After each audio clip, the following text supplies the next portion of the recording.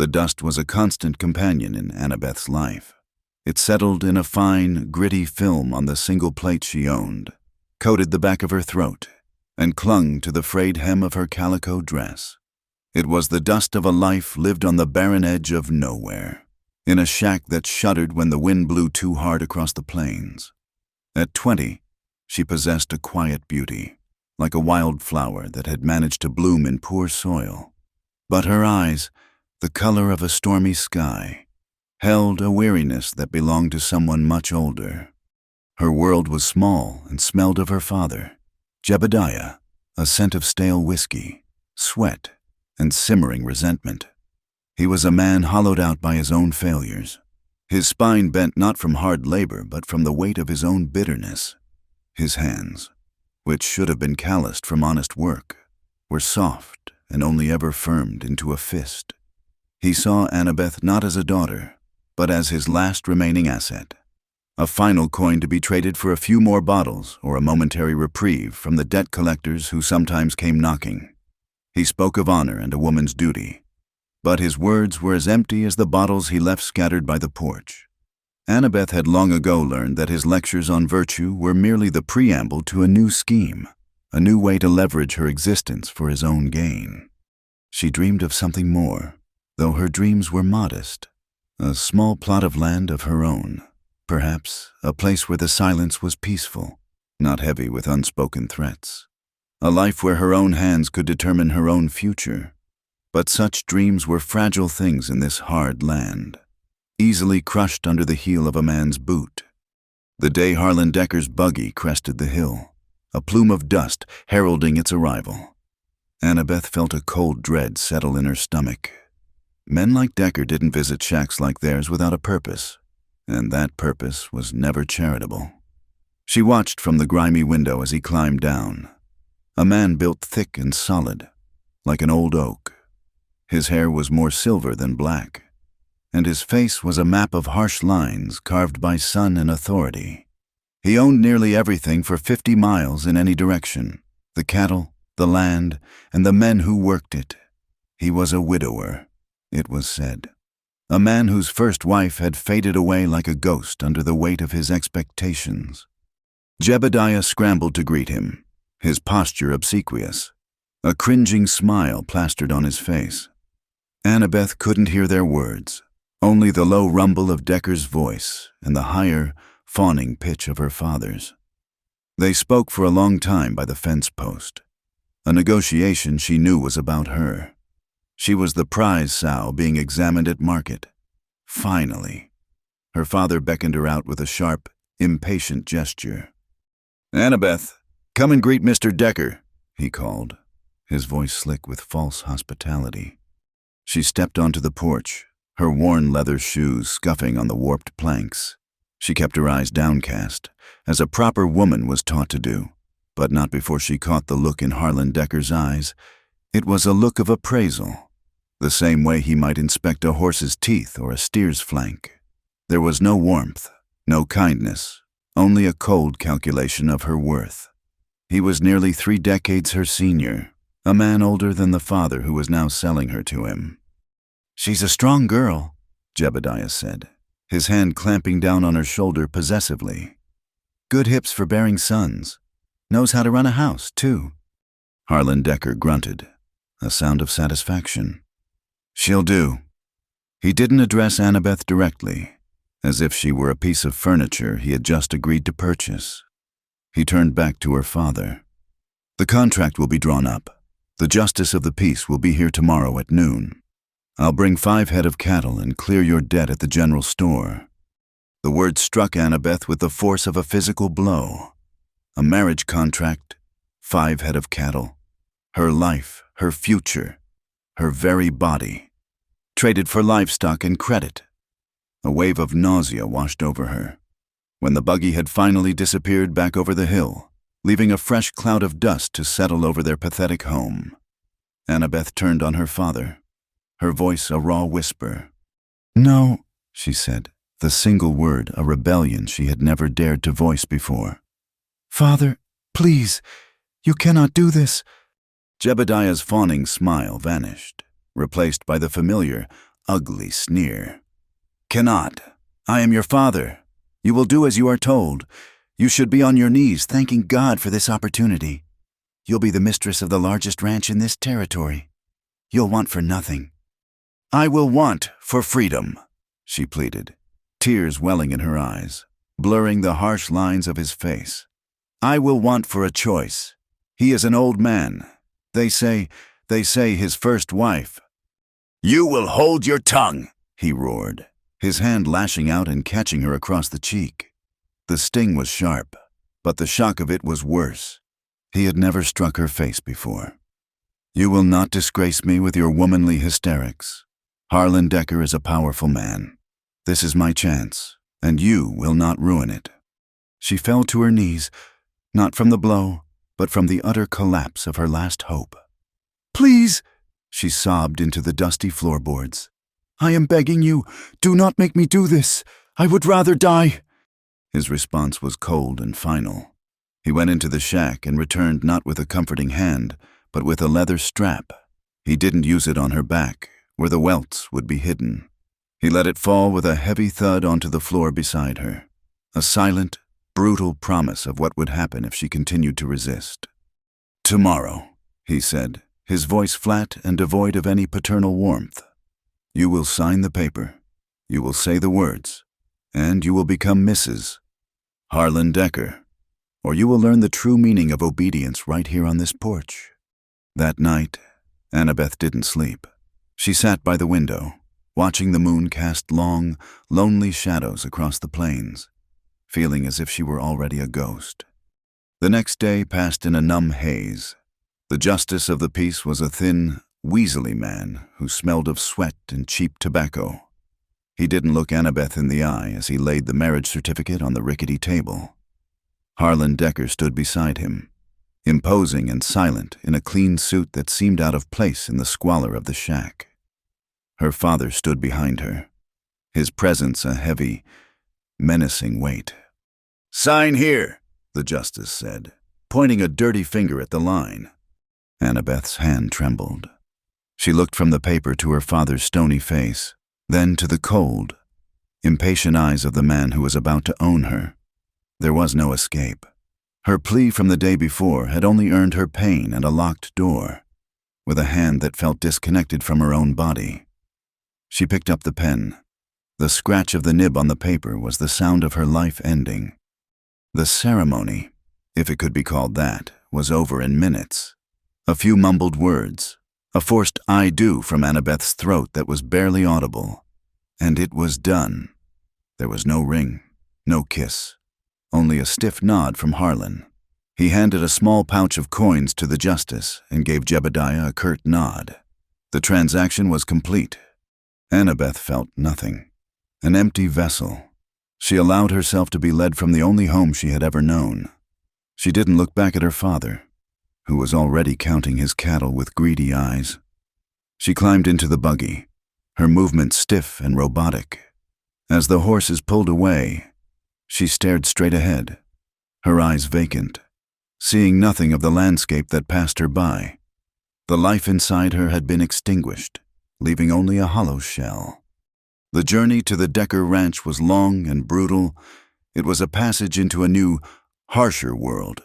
The wind was relentless, a hot, dry breath that carried sand and grit, stinging her skin and getting into her hair and clothes. The sun beat down from a vast, mercilessly blue sky. The landscape was a monotonous panorama of dried-out fields, thirsty sagebrush, and cracked earth. The world seemed painted in shades of brown and beige, a land starved of life and color. The air was thick with the smells of the West, the pungent odor of leather from the buggy's seats, the sweat of the horses, the dust of the trail, and, as they drew closer to the ranch, the overwhelming, animal scent of cattle. It was a raw, masculine smell, the smell of a world where softness had no place. Harlan spoke little, pointing out landmarks with a proprietary air. "That's Miller's Creek, dry this time of year. That ridge marks the western boundary of my land, his property. And now, she was part of it. He offered her no comfort, no kind word. He treated her presence as a simple fact, like the luggage strapped to the back of the buggy. After what felt like an eternity, a sprawling complex of buildings appeared on the horizon. This was the Decker Ranch. It was immense, far larger than she could have imagined. A small town unto itself. A massive, two-story ranch house stood at the center, built of dark, heavy timber. It looked formidable and cold, more like a fortress than a home. Surrounding it were numerous barns, corrals, and long, low bunkhouses for the legion of men who worked the ranch. As the buggy pulled up to the main house, men seemed to materialize from everywhere. They stopped their work, mending fences, shoeing horses, loading wagons, to stare. Annabeth felt their eyes on her. 100 pairs of eyes, all male, all curious, some openly leering. She shrank back in her seat, pulling her thin shawl tighter around her shoulders, feeling like a strange new specimen put on display. They were a rough-looking assembly of cowboys and ranch hands, their faces weathered and bearded, their clothes stained with dirt and sweat. She was an intruder here, a lone woman in a sea of men. Harlan climbed down and turned to help her, his grip on her arm impersonal and firm. As her feet touched the ground, a wave of dizziness from the heat and exhaustion washed over her. She stumbled slightly, and for a moment, the world tilted. And that is when she saw him.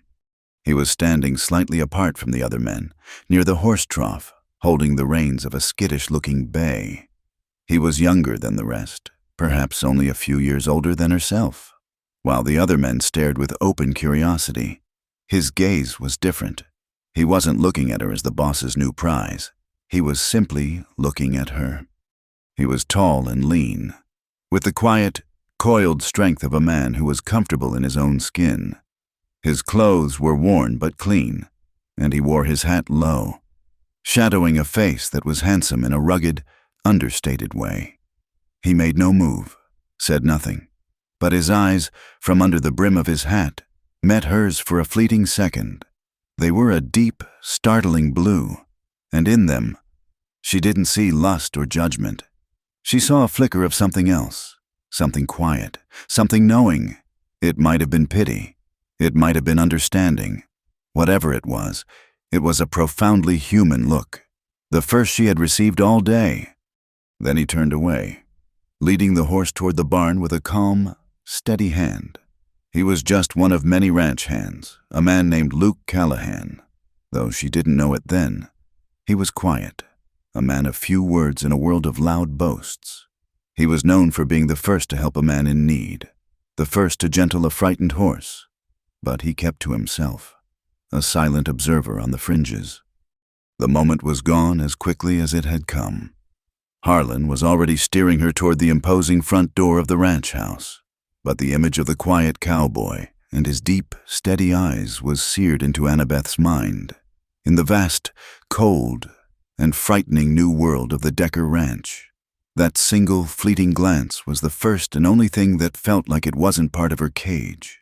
It was a tiny, impossible spark in the overwhelming darkness. The Decker Ranch house was a cavern of echoing silence. It was a place built for a dynasty, with a grand, dark staircase, a dining table that could seat 20, and rooms that remained perpetually shut, gathering dust and shadows. For Annabeth, it was a gilded cage. She learned the rhythms of her new life, not by instruction, but by observation. The sun was her clock, the needs of the house her master. Her days began before the first hint of dawn. In the cold air of the large kitchen, she would light the stove, her small hands coaxing a flame to life. The smell of wood smoke a lonely comfort. She learned to milk the 2 cows kept for the house, the rhythmic pull and hiss a soothing, mindless task. She baked bread, the scent filling the vast, empty rooms with a semblance of warmth. She cooked meals for Harlan, setting a single place at the head of the long, polished table, and then eating her own portion alone in the kitchen while he conducted business with his foreman, Silas. She was the mistress of the house, yet she felt like its primary servant. The few women who worked on the ranch, the laundresses and the cook for the bunkhouse, kept a respectful but wide distance. their eyes filled with a mixture of pity and fear. They knew Harlan Decker. They knew what it meant to be his property. Loneliness became a physical presence, a constant ache in her chest. She had no one to talk to, no one to share a quiet moment with. She would find herself standing by a window, watching the ranch hands in the distance, their easy camaraderie and rough laughter a world away from her own soundless existence. They were a brotherhood of men in a man's world, and she was the solitary, ornamental creature at its center. Harlan treated her with a chillingly practical detachment. He saw her as a necessary component of his estate, like a sturdy new barn or a prime breeding bull. On their first night as husband and wife, he had sat at his long table, drinking whiskey with Silas, his voice booming as he discussed cattle prices and water rights. Annabeth had waited in their shared bedroom, the sheets cold and smelling of lavender and disuse, her heart a frantic drum against her ribs. Hours later, he had stumbled into the room, reeking of spirits. He'd looked at her, his eyes glazed and unfocused, as if he couldn't quite remember who she was or what she was for. Then, with a grunt of dismissal, he had turned and left, choosing to sleep in his study. Annabeth had lain awake all night, staring into the darkness, caught between a profound, humiliating rejection and a sliver of desperate relief. It soon became terrifyingly clear what her purpose was. He was not interested in a companion, a partner, or a wife in any emotional sense of the word. He wanted a son, an heir to inherit the vast, empty kingdom he had built. His attentions were governed by the cycles of the moon and the farmer's almanac. He would bring her bitter-tasting tonics from the doctor in town, herbs meant to ensure fertility, and watch her drink them down with an impassive eye. "A good mare needs good feed," he'd said once, the comparison both crude and crushingly accurate. His visits to her bed were infrequent, methodical, and devoid of any tenderness. They were silent, dutiful encounters in the dark, transactions of the flesh that left her feeling scoured out and hollow. There were no words of affection, no gentle touch. It was simply a task to be performed, an obligation to be met. During those moments, Annabeth would fix her gaze on a crack in the ceiling and let her mind drift away, imagining she was somewhere else, someone else. She learned to separate her body from her soul, allowing him to use the former while she desperately protected the latter. She was a vessel for his ambition, nothing more. Weeks bled into months, each day a mirror of the last. The vast, monotonous landscape of the ranch became the geography of her own soul, wide, empty, and aching for a drop of rain. It was on a sweltering afternoon in late summer that the first crack appeared in the sterile facade of her life. She was carrying a tray with a pitcher of cool tea out towards the stables, a small offering to the men working under the punishing sun. The ground near the main corral was uneven, rutted by wagon wheels and pocked with stones. Her foot caught on a loose rock, and for a heart-stopping second, the world tilted. The tray lurched, the pitcher sliding, and she let out a small, involuntary cry as she stumbled forward. Before she could fall, strong hands gripped her arms, steadying her with a surprising gentleness. The tray clattered against his chest, but he absorbed the impact, his grip sure and firm. "Easy there, ma'am," a low voice said. Annabeth looked up, her breath catching in her throat. It was him, the quiet cowboy from her first day, Luke Callahan. She was close enough to see the fine lines the sun had etched around his eyes, close enough to see the exhaustion that lingered in their deep blue depths. His face was weathered and serious, but his touch was nothing but considerate. He wasn't looking at her with the possessive glare of his employer or the leering curiosity of the other hands. He was looking at her with simple, direct concern. "Thank you," she managed to whisper, her voice sounding frail. I wasn't watching my step." "Ground's treacherous here," he said, his voice calm. He helped her regain her balance and then, without another word, took the heavy tray from her hands. "I'll take this for you." Their fingers brushed as he took the tray, a touch so light it was like the whisper of a current, yet it sent a jolt through her entire body. Their eyes met again, and in that brief, shared glance, an entire conversation seemed to pass between them, one of gratitude, of recognition, of a shared understanding that this small act of kindness was more than it seemed. He gave her a slight, almost imperceptible nod, then turned and carried the tray over to the thirsty ranch hands, leaving Annabeth standing alone, her arms tingling where he had touched them, her heart hammering a strange, unfamiliar rhythm. That single, fleeting moment became a secret treasure she kept locked away in her heart. It was a proof that kindness still existed in this harsh world, even if it was silent and swift. A few weeks later, another, more profound encounter occurred. It was evening, and the sky was bleeding with the spectacular colors of a prairie sunset. Harlan was gone, having ridden to a neighboring territory to inspect a herd of horses, and the oppressive weight of his presence had lifted from the ranch, seeking a moment of peace, a breath of air that didn't taste of confinement. Annabeth wandered away from the house. She walked past the corrals and the bunkhouse, drawn to the open fields that stretched out to the horizon. She lost track of time, mesmerized by the shifting hues of orange, pink, and purple painting the sky. The beauty was deceptive. As the last sliver of sun dipped below the earth, the world changed. The temperature dropped, and the familiar landscape became alien and menacing in the deepening twilight. A sound pricked the air, a long, mournful howl that raised the hairs on her arms. It was answered by another, closer this time, then a chorus of yips and calls, coyotes, or perhaps wolves. She was much farther from the house than she had realized. A cold spear of fear pierced through her. The fields that had seemed so open and liberating a moment before now felt vast and threatening, filled with unseen dangers. She turned to flee back to the distant, welcoming lights of the ranch house, her heart pounding in her ears. Just as panic threatened to consume her, a shape detached itself from the shadows of a lone cottonwood tree. A man. For a second, her fear intensified, but then she recognized the lean silhouette, the steady way he held himself. It was Luke. He didn't speak, didn't startle her. He simply walked towards her, his presence a silent shield. He stopped a few feet away, his gaze sweeping over the dark fields around them.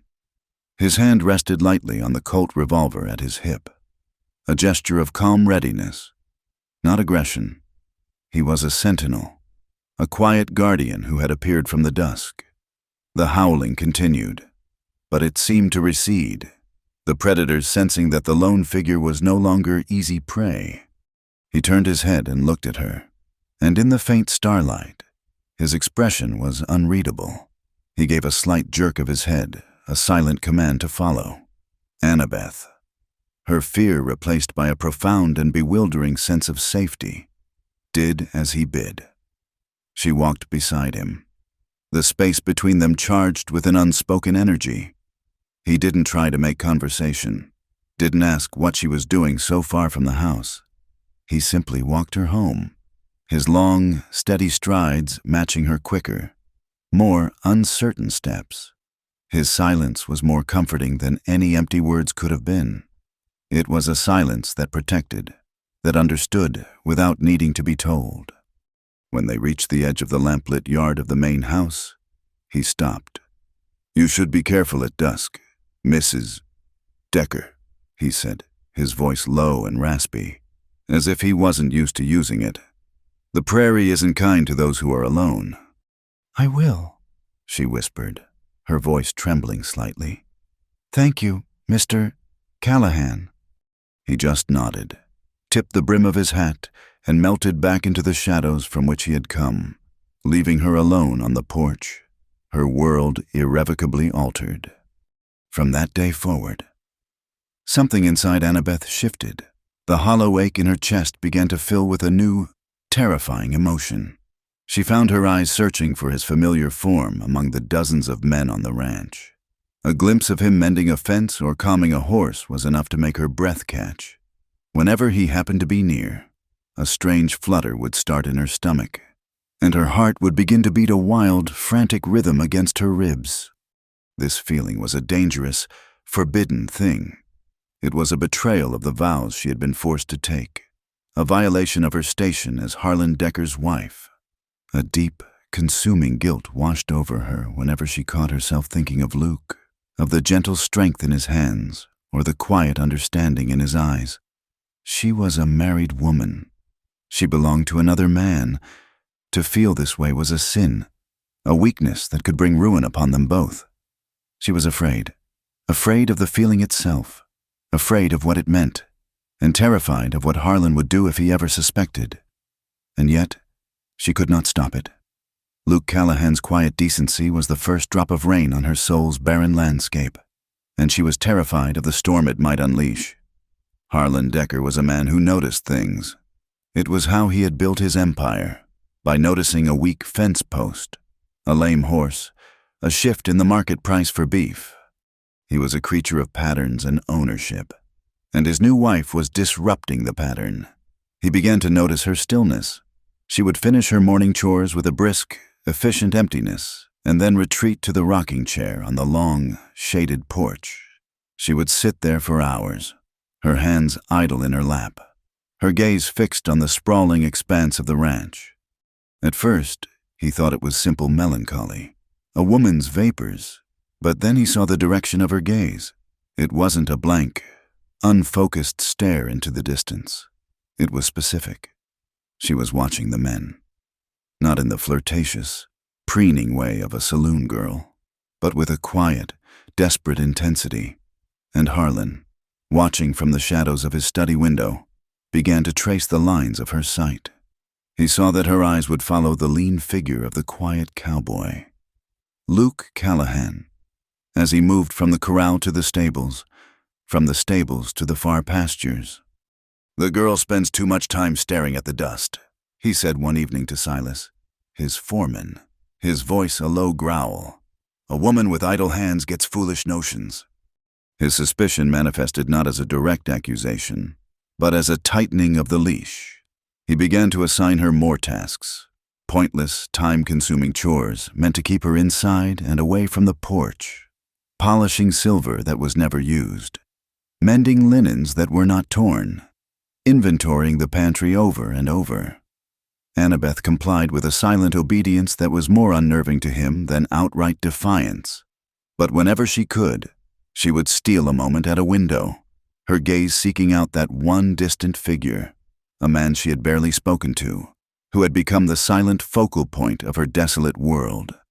Luke felt her eyes on him. He was a man accustomed to being invisible, to blending in with the land and the work. Her attention was a weight, a dangerous warmth on the back of his neck. He knew, with the certainty of a man who understood survival, that to acknowledge it was to invite disaster for them both. The boss's wife was an untouchable thing, as much a part of the Decker property as the prize bull in the north pasture, so he began to avoid her. He changed his routes, walking behind the bunkhouse instead of across the main yard. He took his meals at the far end of the cookhouse. When he saw her emerge from the house, he would find a task in the opposite direction. It was a painful, necessary courtesy. He was trying to protect her by erasing himself from her line of sight. He told himself it was for her. But deep down, in a place he didn't dare examine, he knew he was also protecting himself from the pull of her quiet, stormy eyes, from the profound and reckless urge to offer her a kindness she so obviously craved. But the vast, open stage of a ranch has a way of forcing paths to cross. One afternoon, a sudden downpour turned the dusty yard into a slick, treacherous sheet of mud. Annabeth was coming down the back steps from the kitchen, her arms full of a basket of vegetable peels for the slop bucket. Her thin leather shoe, its sole worn smooth, found no purchase on the wet, warped wood. Her feet went out from under her in a sudden, sickening slide. Luke was 100 feet away, replacing a hinge on the smokehouse door. He saw the motion out of the corner of his eye, the slip, the flailing arms, the basket tumbling from her grasp. He didn't think. He moved. In 3 long, dirt-eating strides, he was there, his body intercepting hers just as she was about to crash onto the muddy ground. He caught her against his chest, one arm wrapping around her waist, the other steadying her shoulder. The impact was solid, real. For a dizzying second, she was pressed against him, her head tucked under his chin. She could feel the hard muscle of his chest through his damp cotton shirt, smell the clean, honest scent of rain-soaked earth and leather that clung to him. It was a world away from the stale whiskey and cold authority of her husband. "I've got you," he murmured, his voice a low rumble against her ear. She looked up, her face just inches from his. The world seemed to shrink to the space between them. His eyes, so often guarded and distant, were wide with alarm and something deeper, something fiercely protective. He held her waist, his grip strong and sure, but she felt a fine tremor run through his hand, a betrayal of the calm he projected. It was the trembling of a man holding something precious and forbidden, something he knew he had no right to touch but couldn't bring himself to release. "Thank you," she breathed, the words getting lost in the charged air between them. The moment stretched, taut and fragile. Then the sound of a horse whinnying from the stable broke the spell. Luke seemed to jolt back to reality. He released her abruptly, though his hands hovered for a second as if to ensure she was steady. He took a half-step back, putting a safe, respectable distance between them. Color rose in his cheeks, a dark flush under his tanned skin. "Be careful on these steps, ma'am," he said, his voice now formal and strained. He bent down, quickly gathered the scattered peels back into the basket, and placed it in her hands, his fingers carefully avoiding hers. Without another look, he turned and strode back to the smokehouse, his back ramrod straight. Annabeth stood there for a long time after he had gone, her heart thundering, the ghost of his touch burning through the fabric of her dress. The tremor in his hand had told her everything. He was not indifferent, and that knowledge was the most dangerous thing of all. A few days later, the air was still and heavy in the wake of the rain. The sun set in a spectacular blaze, the light filtering through the dust kicked up by the herds, turning the entire world a hazy, dreamlike gold. Annabeth found herself drawn to the fence line at the edge of the home pasture. She needed air. She needed space. Leaning against the rough-hewn wood, she watched the colors deepen in the sky. She heard a soft footstep behind her and turned, her heart leaping into her throat. It was Luke. He was holding a length of wire and a pair of pliers. But he'd stopped his work. He stood a few feet away, his hat in his hands, his gaze on the horizon. The awkwardness from their last encounter hung between them, thick and unspoken. "It's a fine sunset," she said softly, just to break the silence. He nodded, not looking at her. "They're always fine out here. It's about the only honest thing left." The bitterness in his tone surprised her. It was the first time she'd heard an opinion from him, something more than a polite formality. "Honest?" she asked. He finally turned his head, and his eyes met hers. In the soft, forgiving light of dusk, the harsh lines of his face seemed to soften. "The sun doesn't pretend," he said, his voice low. "It rises. It sets. The land is what it is. It'll kill you or feed you, but it won't lie to you about it. It's not like people, not like the law." A profound sadness emanated from him, a weariness that seemed to settle into his very bones. Spurred by a sudden, inexplicable boldness, she asked, "What happened to make you stop believing in the law? Mr. Callahan?" He was silent for a long moment, his gaze turning inward. He looked back at the fence, his knuckles white where he gripped the wire. "My family had a homestead back in Kansas," he began, his voice barely above a whisper. "Just a small place, but we were on land the railroad wanted. A man with a fancy suit and a legal paper came one day. Said we had to go. My father refused. He said the land was ours, that the law would protect us." Luke let out a short, harsh breath that was almost a laugh.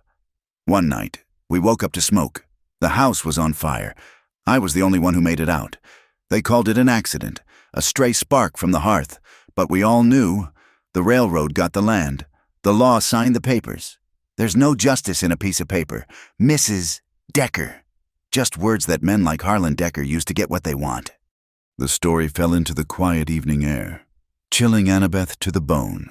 It explained the deep well of sorrow in his eyes, his solitary nature, his distrust of authority. He was a man who had lost everything to greed and power, the very same forces that had delivered her to this ranch. "I am so sorry," she whispered, the words feeling utterly inadequate. He just shook his head, as if to dismiss her pity. And then, the dam of her own carefully constructed silence broke. "I know what it is to be a piece of property," she said, her voice trembling with a confession she had never spoken aloud. "To have your life decided on a piece of paper. I sit in that big, empty house, and I feel like I'm starving, not for food, but for a single, honest breath, for a life that is my own." She had said too much. She had exposed the raw, aching wound of her heart to this near stranger. But when she looked at him, she didn't see judgment in his eyes. She saw the reflection of her own pain. He understood. They stood there as the last of the light faded from the sky, leaving them in the purple twilight. They didn't speak again. There was nothing left to say. The silence that settled between them was not empty. It was filled with his tragic past and her desperate present, a shared, unspoken understanding that they were two lonely souls adrift in a world that had been cruel to them. It was a silence that was more intimate than any touch. A week later, Harlan announced he would be gone for 3 days. He was riding north to a cattle auction, a trip he always made alone, the moment his horse disappeared over the ridge. A palpable sense of relief settled over the ranch. The air seemed lighter, the work less frantic. For Annabeth, it was a reprieve, a brief, blessed pause in her sentence. That night, she couldn't sleep. A restless energy filled her. She went down to the kitchen, the heart of the house, and decided to bake. The familiar, methodical process of measuring flour, kneading dough, the warmth of the stove. It was a comfort. The wind howled outside, a lonely sound that usually made the house feel more like a prison. But tonight, it just felt like the wind. She was sliding a pan of cinnamon rolls into the oven when a soft sound from the back door made her freeze. It creaked open slowly. A dark figure stepped out of the night and into the kitchen. It was Luke. He closed the door quietly behind him, shutting out the wind. He wasn't wearing his hat. His dark hair was tousled, and his face was etched with a deep, consuming conflict. He didn't speak. He just stood there, by the door, watching her. The kitchen was silent save for the crackle of the fire in the stove. The flickering oil lamp on the table cast long, dancing shadows, throwing the planes of his face into sharp relief. They faced each other across the warm, fragrant room. The vast chasm of their circumstances momentarily bridged. The unspoken words from the fence, the memory of his trembling hand on her waist, the shared loneliness. It all hung in the air, thick and heavy and undeniable. The question of why he was there, what he wanted, was a silent scream in the small, warm room, and Annabeth, looking into his tormented blue eyes, knew that whatever happened next would change everything. The scent of baking cinnamon and warm bread filled the kitchen, a fragile shield against the lonely howl of the wind rattling the window panes. For a long moment, Luke just stood by the door, a figure caught between the wild night outside and the forbidden warmth within. Annabeth's heart hammered against her ribs. A frantic bird trapped in a cage of bone, her hands, dusted with flour, felt numb at her sides. "Mr. Callahan," she said, her voice a reedy whisper. "You shouldn't be here." "I know," he answered, his voice low and rough. He took a slow step into the room, then another, his boots making soft, deliberate sounds on the wooden floor. He moved like a man walking a precipice, every motion weighed and measured, I saw the light. I was worried. There's nothing to worry about, she said, though the lie felt thin and brittle in the air between them. He stopped on the other side of the large butcher block table that separated them. The oil lamp cast a warm, flickering glow on his face, illuminating the exhaustion and conflict in his eyes. I've been watching you, Mrs. Decker, he said, his voice heavy with a confession. Not in the way you might think. I watch you on the porch, staring out at nothing. I see the way you walk, like you're carrying a weight you can't set down. I see you. The simple words, I see you, struck her with the force of a revelation. Harlan looked at her, appraised her, used her. The other men glanced, their eyes skittering away. But no one, not since her mother had passed years ago, had truly seen her. Tears pricked the corners of her eyes, hot and sudden. There is nothing to see, she whispered, turning away to fuss with the pans on the stove, unable to bear the intensity of his gaze. That's not true, he said, his voice closer now. He had moved around the table, closing the distance between them. I see a woman who was sold like a heifer. I see a woman trapped in a house that's too big and too empty. I see the woman who walked into the twilight just to feel the sun on her face for a moment longer. I see the fear in your eyes when he's here, and the loneliness when he's gone. She turned back to face him, her pretense of calm shattered. He was so close now she could feel the heat radiating from his body.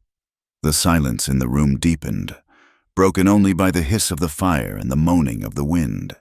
It felt as if the storm outside had found its way into the small kitchen, a whirlwind of unspoken feelings and forbidden truths. Why are you saying these things? She asked, her voice trembling.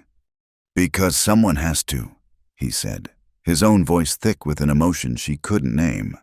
Because I know what it is to have everything burned to the ground and be left with nothing but the ashes. You're living in the ashes. Annabeth. He used her given name for the first time. It sounded foreign and beautiful on his lips, a name she hadn't truly heard in months. It was the name of the girl she used to be, not the title, Mrs. Decker, that she now wore like a shroud. Annabeth's composure finally crumbled. A single tear escaped and traced a path through the flower on her cheek. Luke's hand came up, hesitant, as if he were reaching for a flame. His calloused fingertips gently brushed the tear away, his touch both rough and impossibly tender. Her skin burned where he made contact. She flinched, but didn't pull away. He let his hand drop, but then, in a gesture of profound, reckless empathy, he reached out and took her hand. Her fingers were small and cold in his large, warm grasp. He held her hand not with possessive force, but with a gentle, supportive strength, as if he were trying to pour his own warmth into her. She stared down at their joined hands, hers pale and dusted with the flower of her domestic prison, his tanned and scarred from the labor of his hard-won freedom. It was an impossible connection, a meeting of two separate, lonely worlds. You don't deserve this, he said, his voice a raw, broken whisper. His gaze was fierce, burning with a righteous anger on her behalf. You don't deserve to be caged like this, to be used and discarded. You deserve the sunset. His words, his touch, the sincere, aching pity in his eyes. It was too much. The walls she had so carefully built around her heart dissolved into dust. She was drowning, and he was the only solid thing in a merciless sea. The tension in the room became a living thing, a humming, vibrating wire stretched to its breaking point.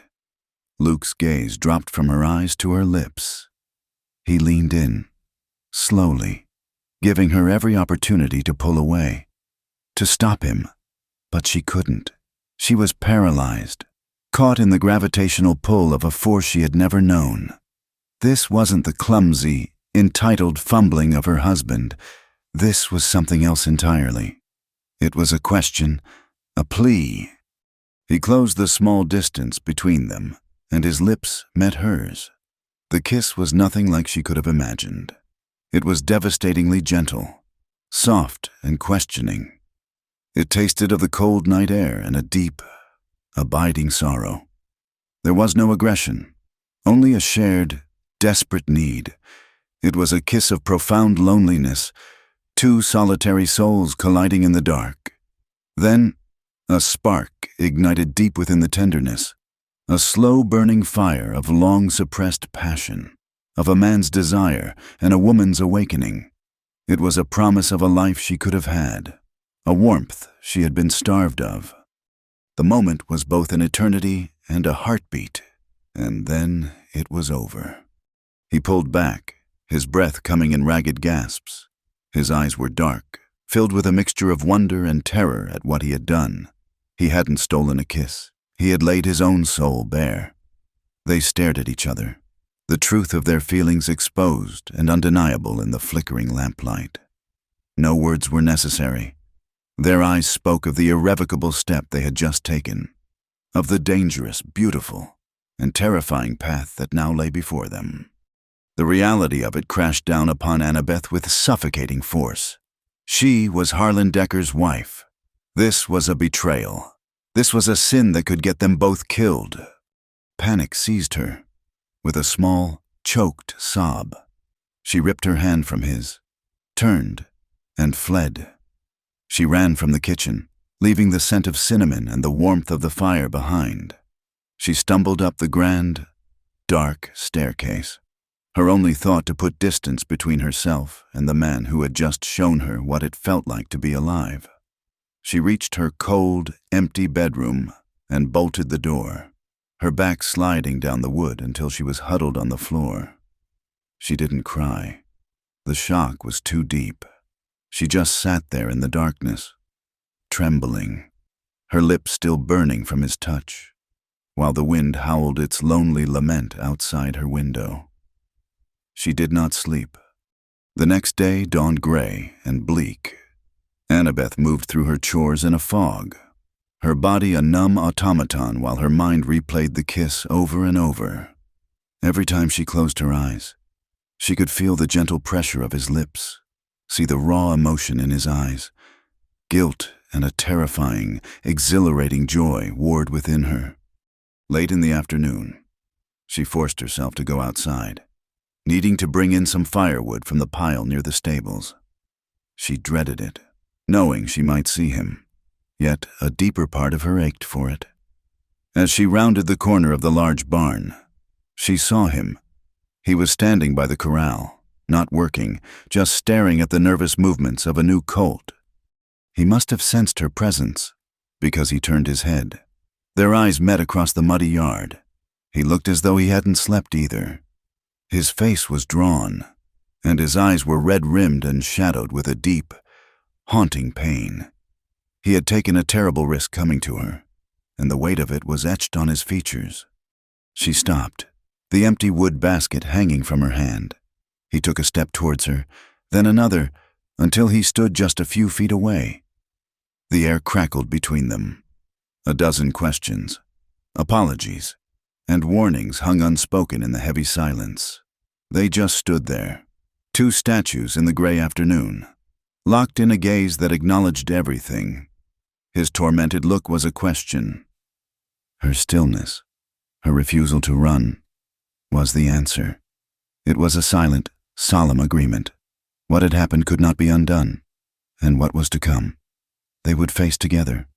After a long moment that felt like a lifetime, he gave her a single, slow nod, turned, and walked into the shadows of the stable. That night, the house felt more suffocating than ever. Harlan was due back the next day. The clock was ticking, and the thought of returning to her sterile existence, to his cold and methodical touch after what she had experienced with Luke, was unbearable. A new, reckless desperation took root in her soul.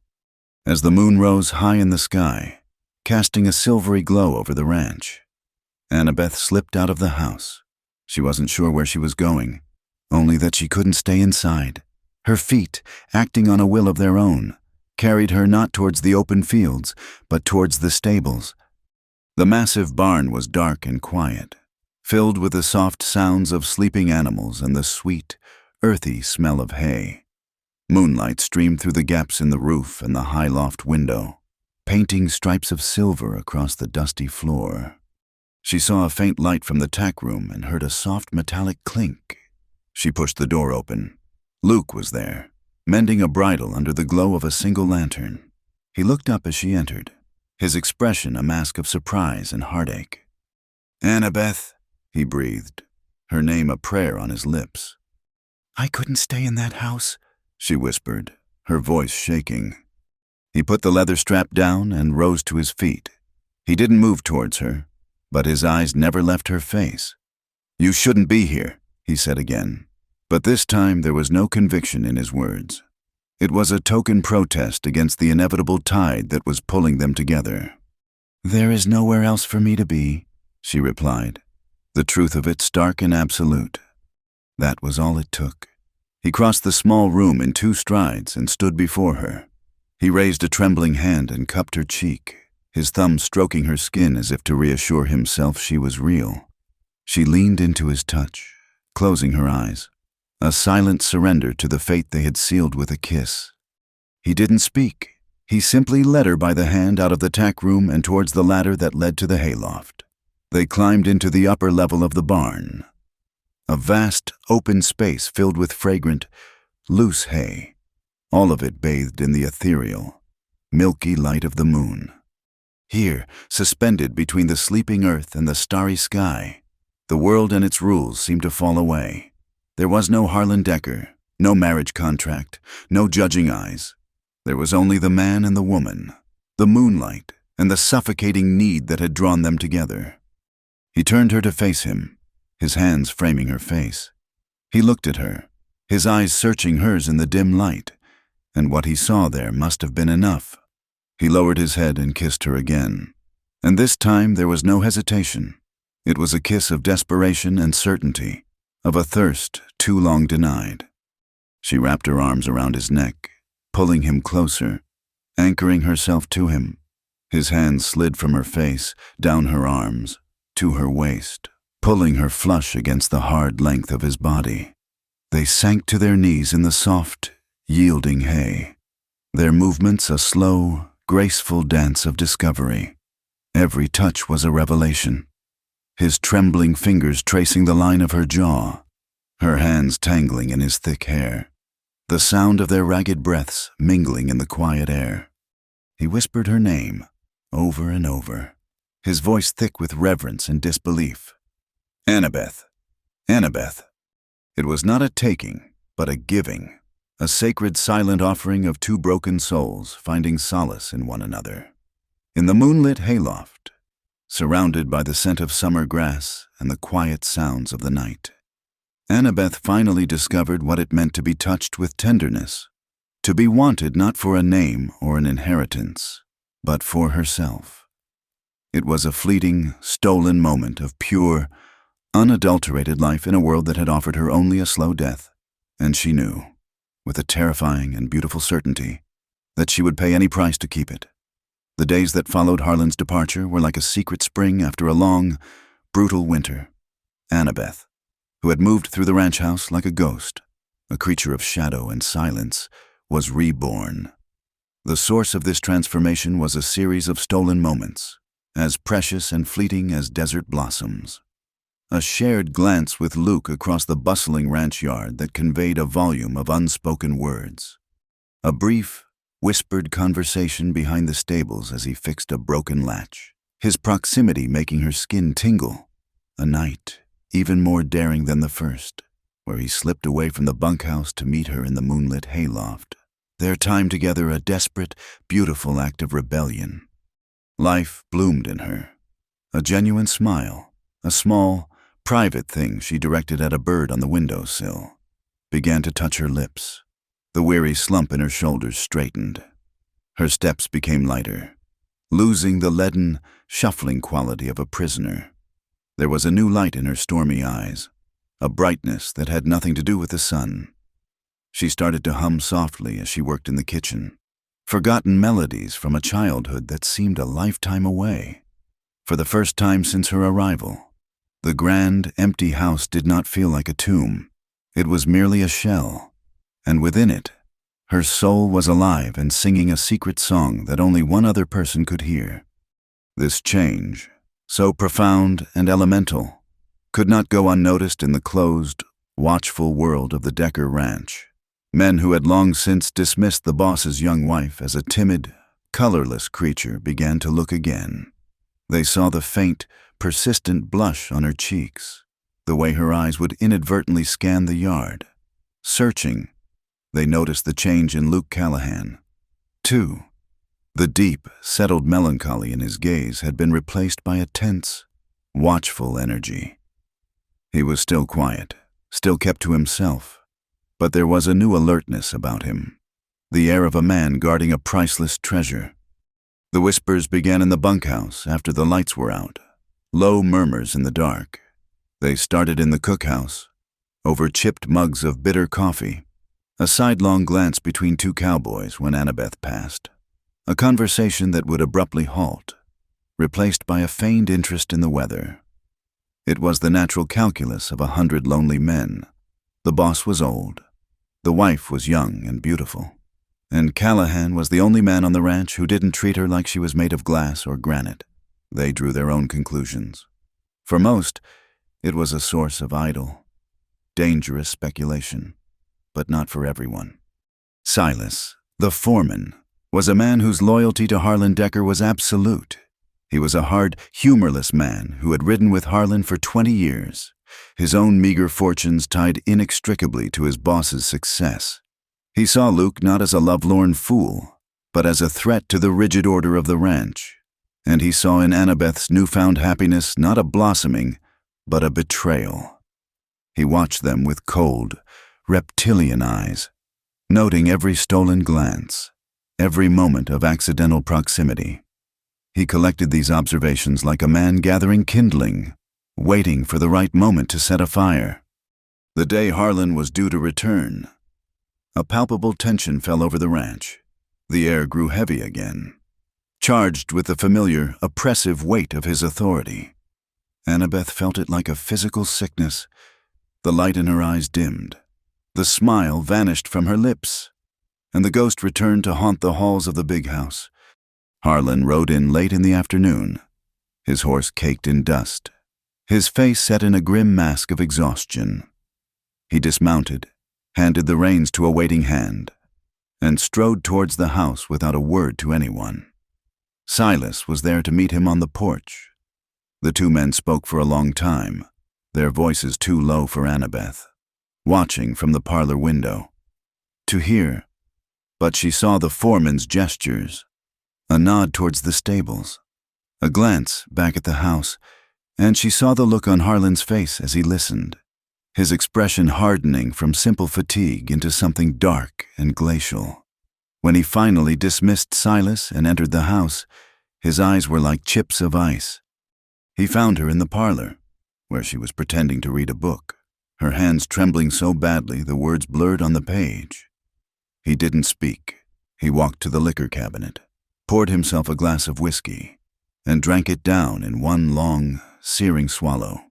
The silence was terrifying, a coiled snake in the center of the room. Finally, he turned to her. "You have been entertaining yourself in my absence. I hear—" His voice was unnervingly calm, a low, flat rumble that was far more menacing than a shout. "I don't know what you mean," she whispered, her throat tight with fear. "Don't you?" He took a step towards her, and she flinched back. "The men are talking.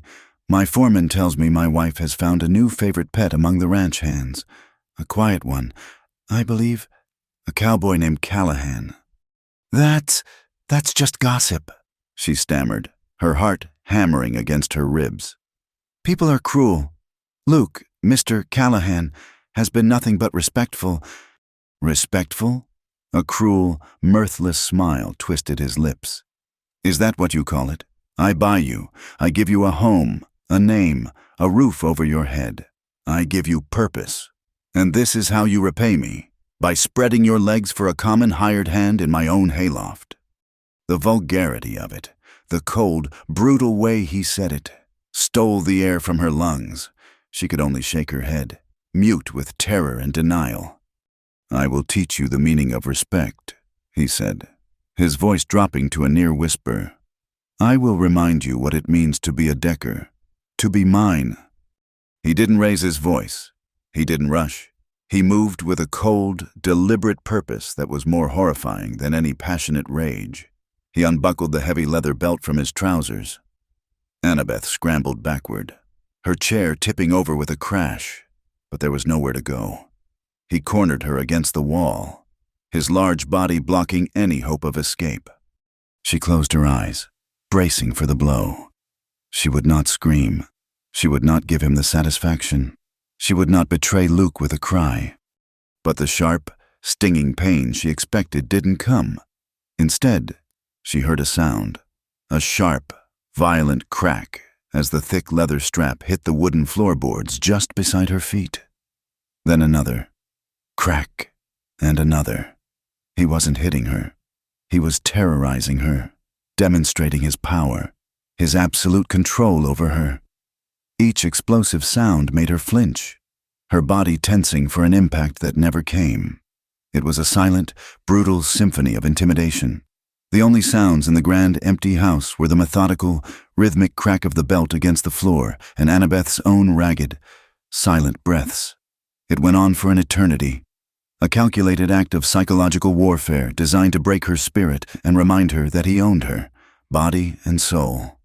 When he was finished, he simply straightened up, rebuckled his belt, and looked down at her huddled form on the floor. "There will be no more staring at the cowboys," he said, his voice flat and devoid of emotion. "You will do your chores, you will run my house, and you will remember your place.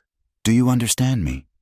She could only manage a single, jerky nod, her eyes squeezed shut.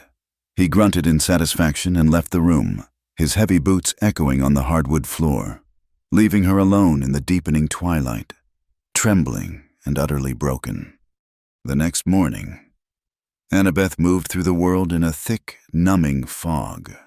Every muscle in her body ached from the tension of the night before, but the deepest wound was invisible, a gaping hole where her brief, beautiful happiness had been.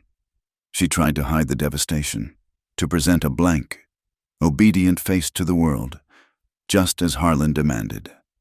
She was fetching water from the well near the kitchen when a shadow fell over her. "Mrs. Decker." It was Luke's voice. She froze, her back to him, unable to turn. "Please," she whispered, her voice hoarse. "Go away. You can't talk to me." "Annabeth, look at me," he pleaded, his voice low and urgent. Slowly, painfully, she turned. She kept her head down, hoping the shadow from her bonnet would hide her face. But it was no use. He took a step closer, and his breath hitched in his throat, in his fury. Harlan had been less careful than he thought. One of the wild swings of his belt had caught the end of the buckle, and it had clipped her cheek. A dark, ugly bruise was beginning to bloom just below her eye, a stark, violet stain against her pale skin. Luke's face, when she finally forced herself to meet his gaze, was a mask of disbelief that quickly hardened into a terrible, cold rage. The quiet, gentle man she knew vanished, replaced by something primal and dangerous. The sorrow in his eyes was burned away by a blazing, murderous fire. "Did he do this to you?" he asked, his voice a deadly quiet rasp. She couldn't speak. She could only give a tiny, almost imperceptible nod. That was all it took. Luke turned, his body coiled like a whip, and began to stride towards the main house. Annabeth cried out his name, but it was too late. He moved with the unstoppable force of an avalanche, his quiet patience utterly shattered, his grief and rage forged into a single, terrible purpose. Harlan was on the porch, giving orders to Silas. He looked up, a scowl on his face, as Luke stormed towards him. "What is the meaning of this? Callahan, get back to your work." Luke didn't stop. He didn't speak. He closed the distance in a few long, furious strides, and, without a word, he swung.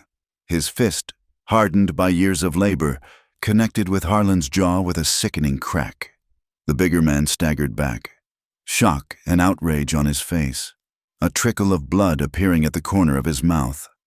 Luke was on him in an instant, a whirlwind of pure, unrestrained fury.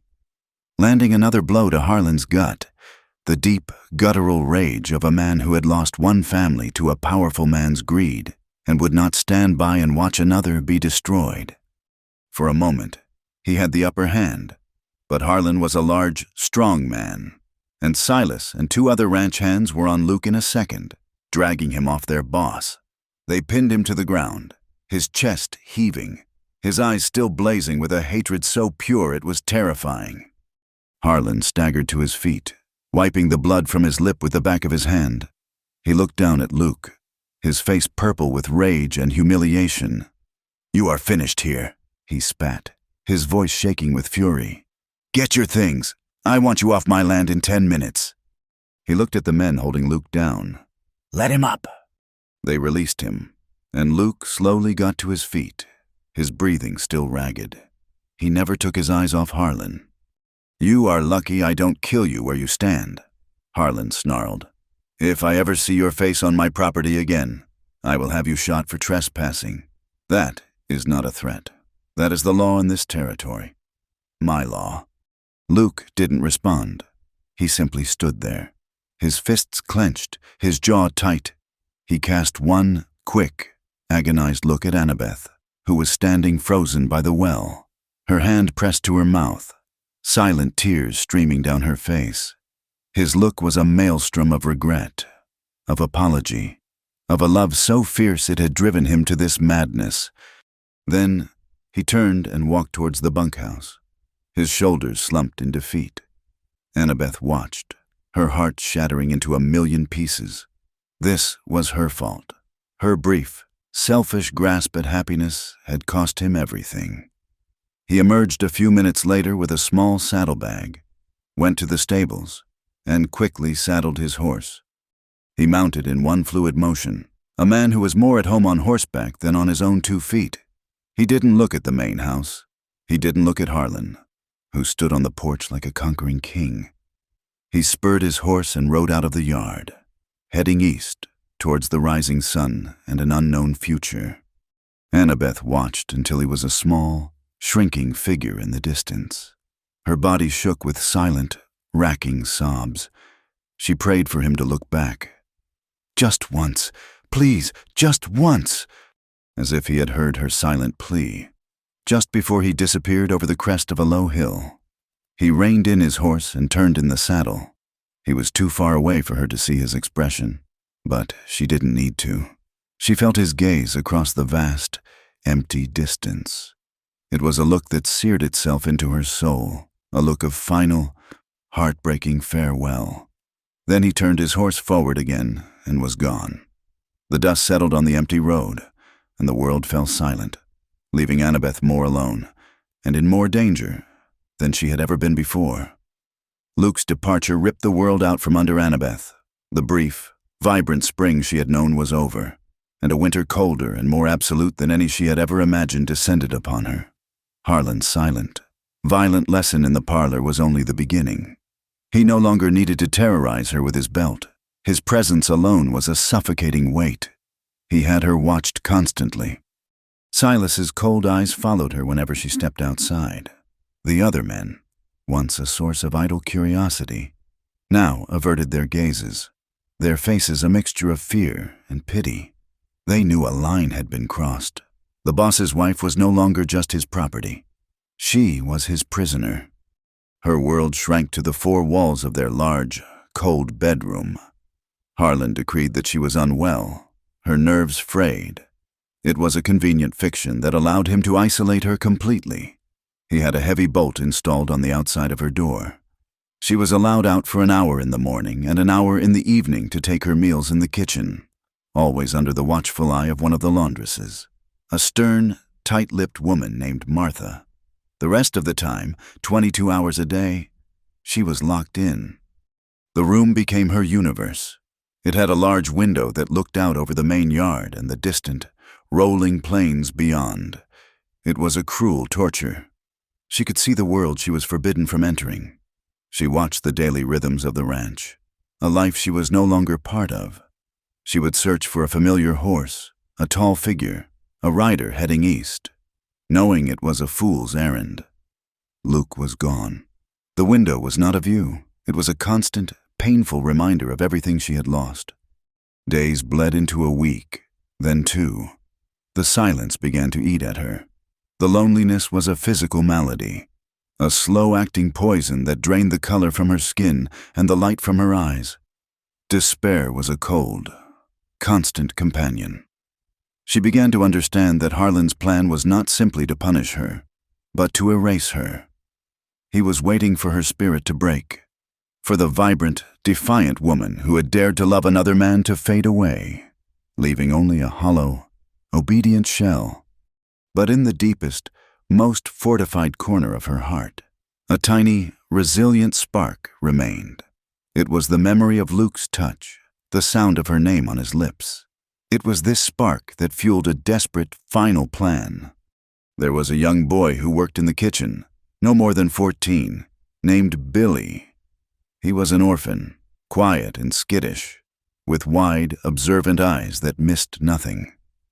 Annabeth had always been kind to him, slipping him an extra biscuit or a piece of pie when the main cook wasn't looking. She had seen a flicker of sympathy in his eyes when he brought her meal trays to the kitchen table. He was her only hope, during one of her brief periods of release, while Martha was distracted by a pot boiling over on the stove. Annabeth cornered Billy by the pantry. Her hands shook as she pressed a small, silver locket into his palm. It had been her mother's, the only thing of value she possessed. "Billy," she whispered, her voice urgent and low. "I need you to do something for me, something very important. No one can know." The boy's eyes widened in fear as he looked at the locket. "Ma'am, I can't, Mr. Decker. He'd have my hide." "Please, Billy," she begged, her eyes filling with tears. "It's a matter of life and death. My life." She took a tiny, folded piece of paper from the sleeve of her dress. She had written it the night before, using a piece of charcoal from the cold fireplace in her room. "You must take this to the town, to Miller's Crossing. Find a man named Luke Callahan. He's a cowboy, tall, with dark hair. Just ask around the saloon or the livery. Someone will know him.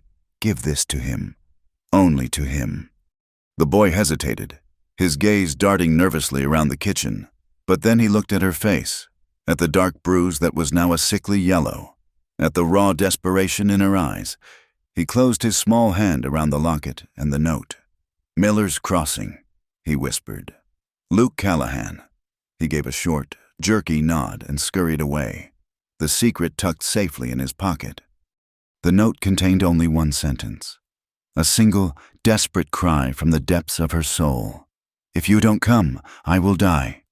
2 days' ride away, in the dusty, transient town of Miller's Crossing, Luke Callahan was trying to drink himself into oblivion.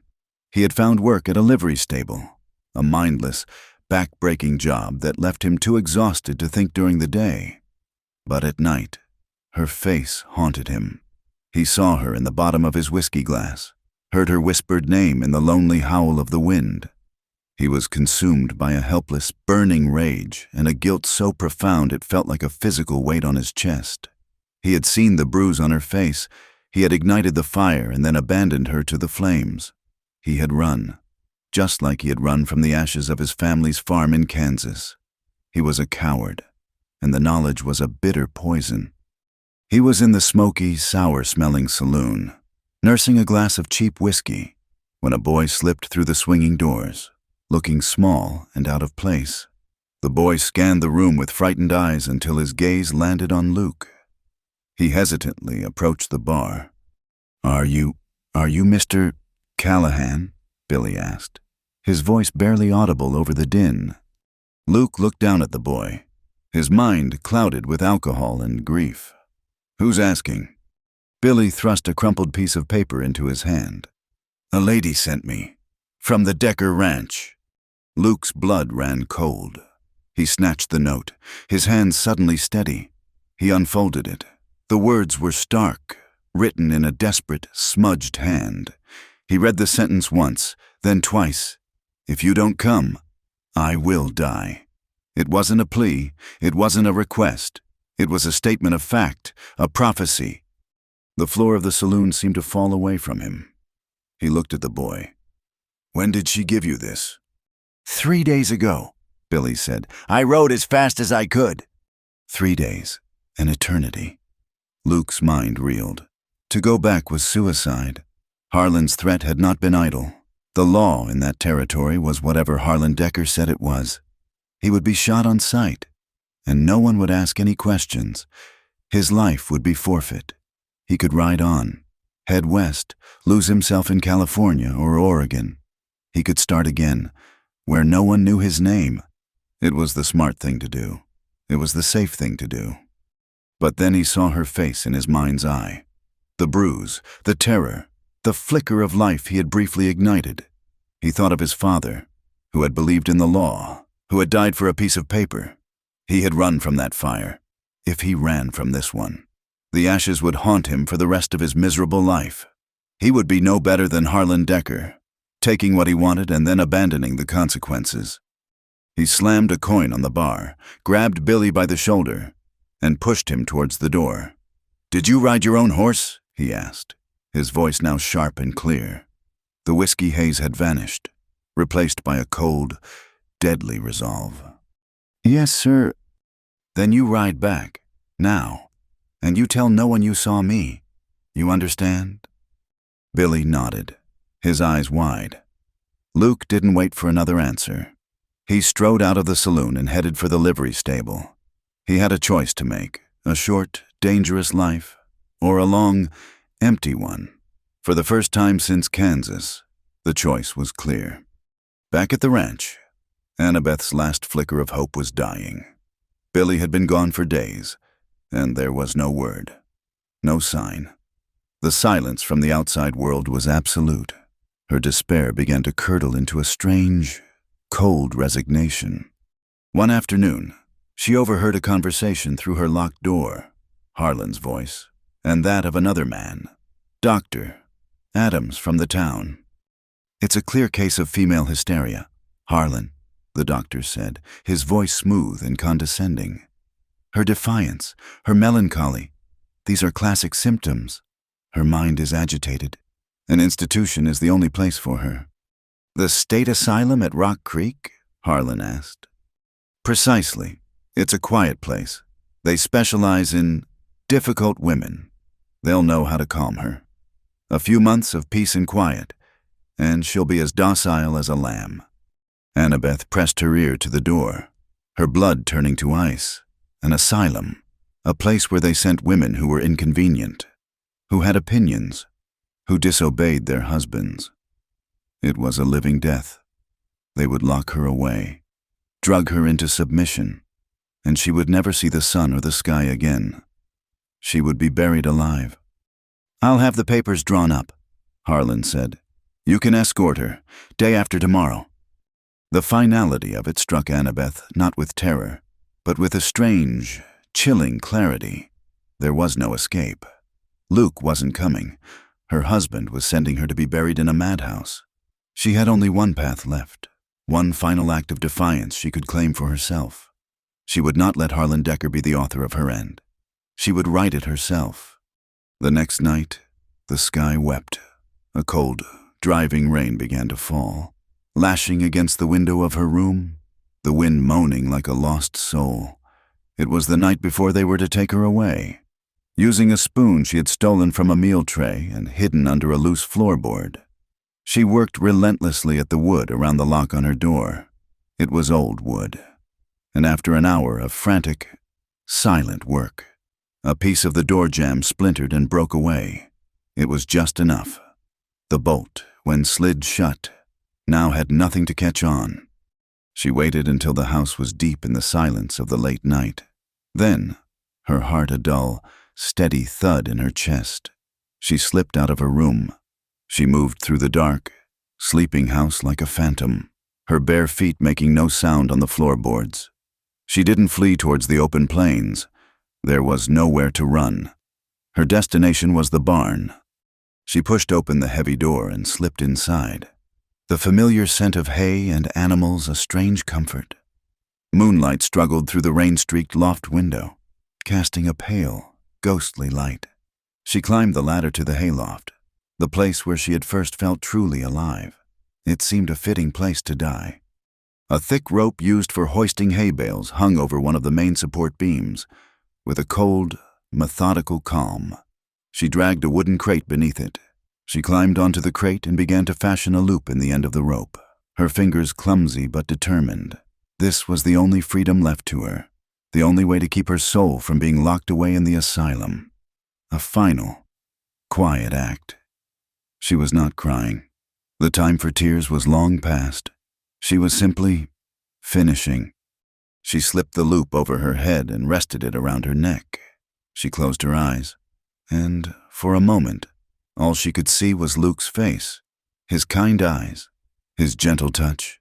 A single, hot tear finally escaped and traced a path down her cold cheek. "I'm sorry," she whispered to the shadows. Just as she was about to take the final step, the great barn door crashed open with a violent bang, ripped from its latch by the force of the wind and a man's desperate strength. A figure stood silhouetted against the stormy, rain-swept darkness. He was drenched, his hat gone, his hair plastered to his head, but she would have known that silhouette anywhere. "Annabeth!"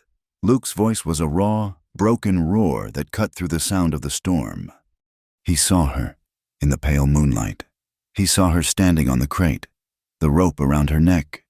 For a heart-stopping second, he froze, his face a mask of pure horror.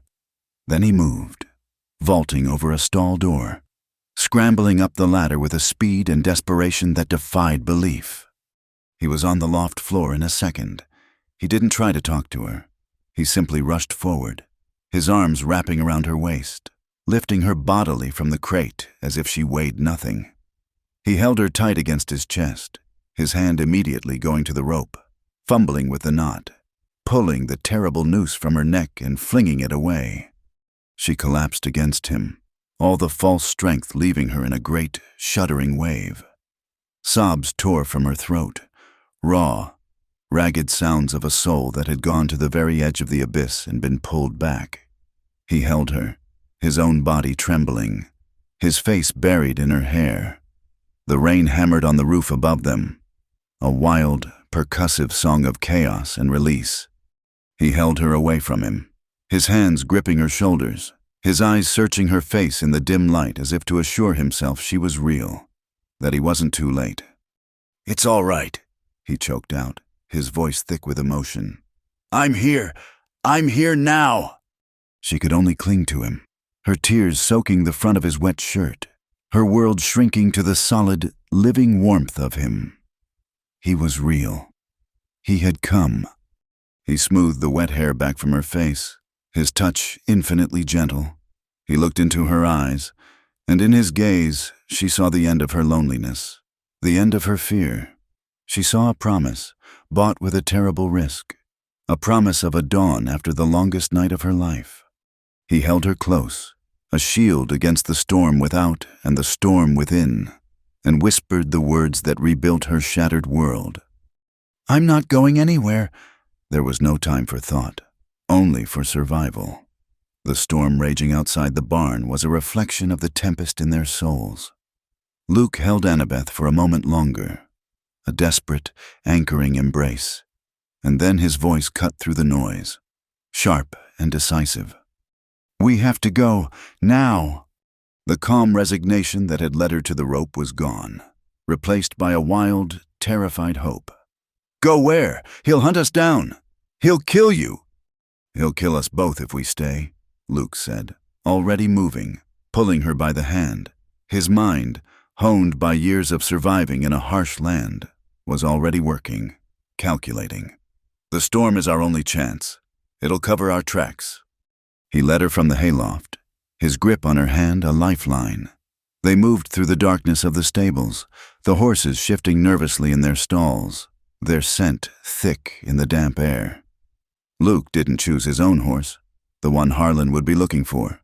He chose 2 sturdy, nondescript geldings from the back stalls, horses used for long-distance fence mending. He worked with a swift, silent efficiency, his hands finding bridles and blankets in the dark as if by second nature. "Can you ride hard?" he asked, his face a grim shadow as he cinched a saddle. "Yes," she answered, her voice stronger than she expected. The girl who had been raised in poverty had learned to ride before she had learned to read. He helped her mount, his hands strong and sure at her waist, lifting her onto the horse's bare back. He swung up onto his own, and with a soft click of his tongue, he led them out of the relative shelter of the barn and into the maelstrom. The rain was a solid, blinding sheet of water. It soaked them instantly, plastering their thin clothes to their skin, the cold seeping into their bones. The wind tore at them, a physical force that threatened to rip them from their horses. Thunder cracked overhead, a deafening cannonade, and flashes of lightning briefly illuminated a world gone mad. Trees bent double, the ground already turning to a churning sea of mud. They rode east, away from the ranch, away from the rising sun that would expose them. Luke knew the land, its hidden gullies and forgotten cattle trails. He led them not along the main road, but through a treacherous landscape of scrub and rock, trusting his horse's instincts and his own memory. Annabeth followed, her head bowed against the deluge, her focus narrowed to the dark shape of Luke's back in front of her. She could hear, even over the storm, the distant, frantic barking of Harlan's hounds. He was awake. He had found her gone. The hunt had begun. They rode for what felt like an eternity, the horses straining, their breaths coming in ragged, steaming clouds. Fear was a cold, hard knot in Annabeth's stomach, but for the first time in months, it was a clean fear, the fear of the hunted, not the caged. She was no longer waiting for her fate. She was riding to meet it. Just as the first pale, watery light of dawn began to seep into the eastern sky, Luke reined in his horse. They were in a small, wooded valley, sheltered from the worst of the wind. Ahead of them, half consumed by overgrown ivy and shrouded in mist, stood the skeletal remains of a small building. It was an old chapel, built by settlers who had long since moved on or died out. Its roof was sagging. Its steeple was a jagged ruin, but its stone walls were still standing. "We'll rest here," Luke said, his voice hoarse. "The horses are spent, and so are we." They dismounted, their limbs stiff and aching with cold. Luke led the horses into a thicket of trees where they would be hidden from view, then guided Annabeth towards the crumbling sanctuary. The heavy wooden door groaned open on rusted hinges, revealing a small, dark space that smelled of damp stone, rotting wood, and forgotten prayers. A few broken pews lay scattered like fallen soldiers. The stained glass window at the far end was shattered, leaving a gaping hole through which the gray, rainy light filtered, illuminating dust motes dancing in the air. It was a place of decay and abandonment, yet it felt like the safest place on earth. Luke found an old, dry horse blanket in his saddle roll and wrapped it around Annabeth's trembling shoulders. She was shaking uncontrollably. From the cold and the lingering shock, he pulled one of the less rotted pews into a corner, away from the worst of the drafts, and sat down, pulling her down beside him. She huddled against him, seeking his warmth. The blanket wrapped around them both. They sat in silence for a long time, listening to the rain drumming on the remnants of the roof. The immediate, frantic terror of the chase subsided, replaced by the stark reality of their situation. They were fugitives, with nothing but the wet clothes on their backs and 2 stolen horses. "He'll find us," Annabeth whispered, her voice muffled against his chest. "Maybe," Luke said, his arm tightening around her. "But we're not on his land anymore. He has no authority here." "He is the authority," she replied, a bitter truth. "He is the law." "Not today," Luke said, his voice hard. "Today, we make our own law." She looked up at him. in the dim, holy light of the ruined chapel. His face was stripped of everything but a fierce, protective tenderness. The exhaustion, the fear, it was all there, but beneath it was an unwavering resolve. He had come back for her. He had faced death for her. "Why?" she asked, the question encompassing everything. "Why would you risk your life for me?" He looked down at her, his blue eyes searching her face. "Because a life without you wouldn't be worth living," he said, the words simple, direct, and utterly profound. "Because I saw you starving, and I was starving, too, not for food, for the same thing you were, for a single, honest breath." In that moment, in the cold, damp ruin of a forgotten church, they were stripped of their former identities. He was not a hired hand. She was not a possession. They were just a man and a woman who had found each other in the wreckage of their lives. She leaned in and kissed him, a kiss not of passion, but of a desperate, overwhelming gratitude. It was a kiss that acknowledged the depth of his sacrifice and the enormity of their shared peril. He responded with a tenderness that made her ache, his lips gentle against hers, a silent vow in the face of an uncertain dawn. This was not the stolen, feverish encounter in the hayloft.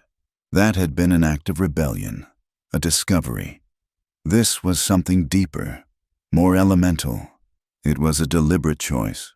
In a world that sought to deny their existence, to erase them, they chose to affirm it in the most fundamental way they knew how. It was an act of survival, a claiming of life in the very shadow of death. As the morning light grew stronger, they made a small sanctuary for themselves on the cold stone floor.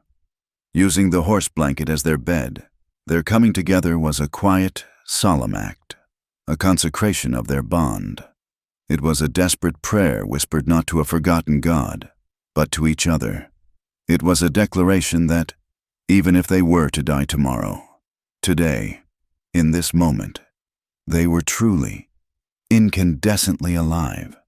And as they finally drifted into an exhausted sleep, wrapped in each other's arms, for the first time in her life, Annabeth felt not like a bride, but like a beloved.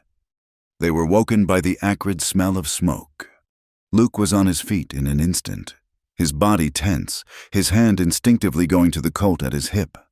The gray light inside the chapel was shifting, tinged with a hellish, flickering orange. A low, menacing voice boomed from outside, a voice that turned Annabeth's blood to ice. "I know you're in there, whore, you and your stable boy lover. I gave you a name, a home, and you repay me with filth. You will learn what it costs to defy me. You will be purified by fire." It was Harlan. He had found them. The crackle of flames grew louder, and smoke began to pour through the broken window and the gaps in the stone walls. He had set the building on fire. The old, dry wood of the pews and the roof beams caught quickly, the fire roaring with a hungry, malevolent sound. Panic seized Annabeth, but Luke was a pillar of calm in the chaos. "The back wall!" he shouted over the roar. "There's a collapsed section near the altar." He grabbed her hand and pulled her through the thickening, choking smoke. The heat was intense, the air scorching her lungs. They could see it now, a section of the back wall that had crumbled years ago, leaving an opening just large enough to squeeze through. But between them and the opening, the main roof beam, already engulfed in flames, groaned and sagged, threatening to collapse. "Go!" Luke yelled, pushing her forward. "Now!" She scrambled towards the opening, coughing, her eyes streaming. Just as she was about to climb through, she heard a sound like a gunshot, the sharp crack of ancient timber giving way. She turned back in terror. The massive, burning beam was falling, right where Luke stood. He looked at her, his face grim, and in that split second, he didn't try to save himself. He lunged forward, shoving her with all his might. The force of his push sent her tumbling through the opening, out onto the wet, muddy ground outside, just as the beam crashed down with a deafening, earth-shaking impact, bringing a section of the roof down with it. "Luke!" she screamed, scrambling to her feet, her voice a raw, shredded sound. The opening was gone, blocked by a wall of fire and fallen, burning debris, and then she saw them. Harlan sat on his horse 100 yards away, his face illuminated by the fire, a mask of triumphant, insane rage. With him were Silas and 2 other men from the ranch, but they weren't alone. Drawn by the smoke, a small crowd was gathering. A blacksmith from the nearby town of Redemption, his face smudged with soot. A few farmers in a wagon, who had been on their way to market. The town doctor, who had been riding out on a call. They were all staring, their faces a mixture of shock and horror. At the burning chapel and the powerful landowner who sat watching it burn as if it were a celebratory bonfire. Annabeth, her face streaked with soot and tears, pointed a trembling finger at Harlan. "He's in there!" she shrieked, her voice cracking with grief. "You're killing him! He set the fire! He tried to murder us!" Harlan sneered. "She's hysterical, touched in the head. I was merely trying to retrieve my legal property. Her and the horse thief she ran off with." But his words fell flat. The townspeople were not looking at a hysterical woman. They were looking at a terrified, soot-covered young wife. They were looking at a burning church. And they were looking at the face of a man whose rage had clearly tipped into madness. The blacksmith, a burly man with arms as thick as tree limbs, took a hesitant step forward. "Mr. Decker, this ain't right." Suddenly, there was a movement from the burning wreckage. Luke staggered out from behind a section of standing wall, his arm hanging at an odd angle, his face pale and covered in blood from a deep gash on his forehead. He was alive. He collapsed to his knees, coughing. But he was alive. That was the moment the tide turned. The sight of the injured man, clearly the victim, not the villain, broke the spell of fear that Harlan had always held over the territory. This wasn't a private matter. This was attempted murder, in plain sight. The town doctor ran forward to help Luke.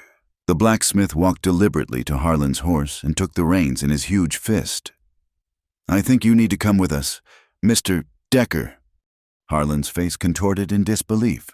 "Unhand my horse! I am Harlan Decker!"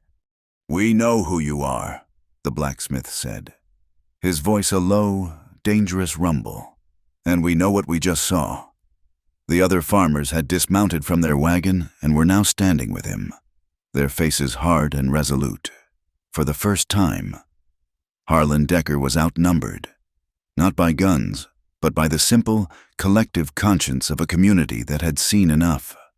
Later that day, in the small, clean office of the town's only lawyer, a thoughtful man named Elias Davies, Annabeth finally told her story. With Luke resting at the doctor's house, his shoulder dislocated and his head bandaged, she spoke in a low, clear voice. She told them about the sale, about the coldness, about Harlan's obsession with an heir. She told them about the silent, terrifying punishment with the belt. And she told them about the asylum. The doctor, who had been summoned to listen, paled, remembering his own part in that conversation.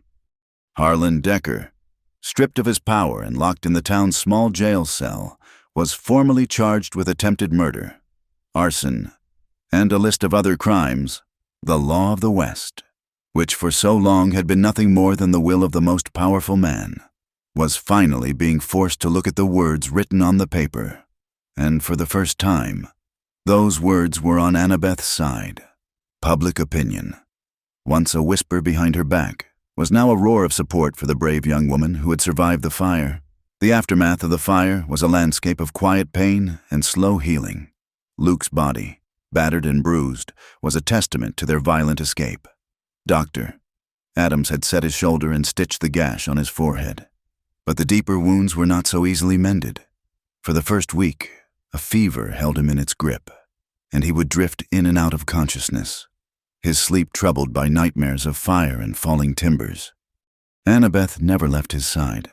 They had been given refuge in a small, abandoned line cabin on the outskirts of Redemption, a simple, one-room structure owned by the blacksmith, Jebediah Potts, who had faced down Harlan. It stood in a grove of cottonwoods by the Silver Creek, a world away from the oppressive grandeur of the Decker Ranch.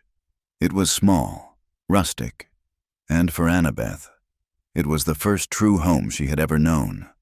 Her days found a new, quiet rhythm, one governed not by fear, but by love.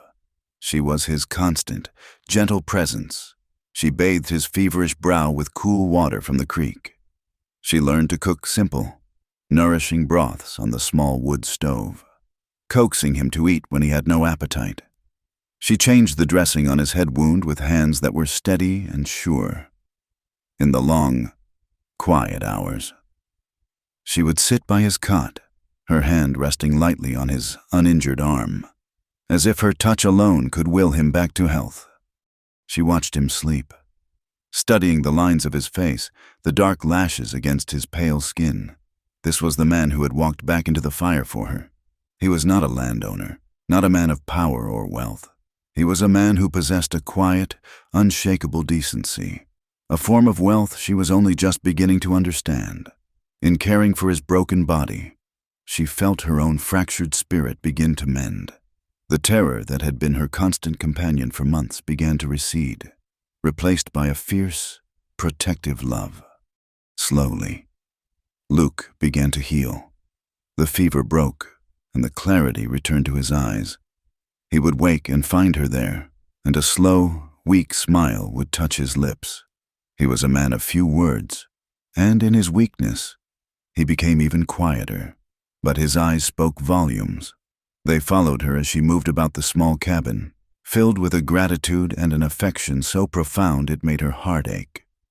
"You don't have to do this," he rasped one afternoon, his voice still rough. I have nothing." She stopped stirring the pot on the stove and came to sit on the edge of his cot. She took his hand, her fingers lacing through his. "You are not a transaction.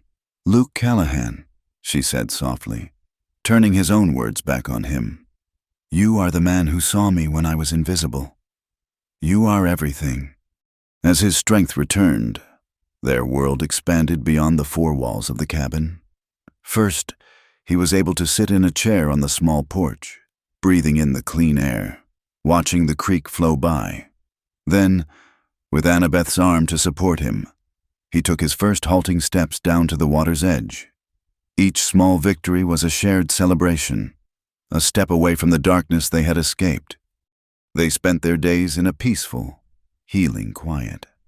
He would watch as she washed their clothes in the creek, the sunlight catching in her hair.